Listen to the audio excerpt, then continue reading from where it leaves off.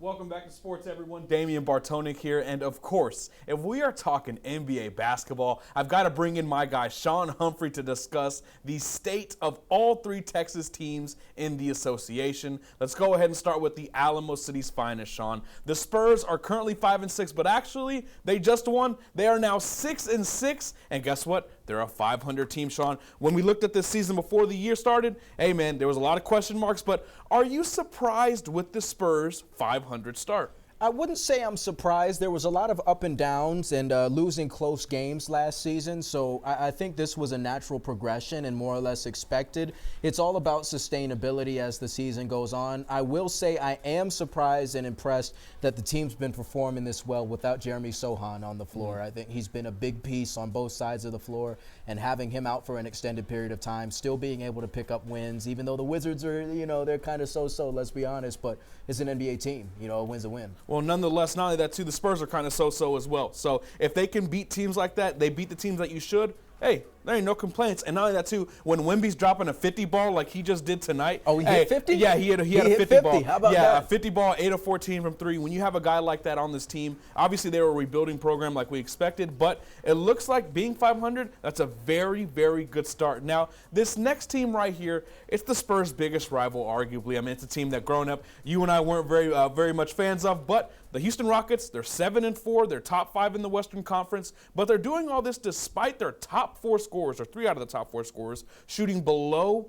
40% from the field. Sean, should they be encouraged by this hot start? Absolutely, they should be encouraged. If they had goals of winning the NBA championship this year, I hate to break it to you, Houston, but you may be shooting for the moon as the Rockets, but you're not quite going to make it there this year. But 7-4, that's a heck of a start, and it's early in the season. Obviously, you can't put all your eggs in one basket, but with the talent they have on this team, the young talent they have on this team, finding out how to win games, especially at this point in the season, there's no way to turn that into a negative. No, absolutely. And when you look at this team as well, right, they're not a rebuilding team. They brought in a lot of veteran players like in the years past with, Fred VanVleet, you got Dylan Brooks. They got a guy like Sengun that's on your screen right there that's definitely showing he can play already at a high level. You got a guy like Jalen Green that even though he's not the most efficient, he can do stuff like that. You saw that? Yeah, exactly. That's exactly what Houston, this is where they're at right now, and I think it's a good start. It's a very, very good spot, and considering their best players aren't really playing too hot right now, I think they definitely should be encouraged with this start. Let's go ahead and talk about this last topic and this last team that resides in Texas. Once again,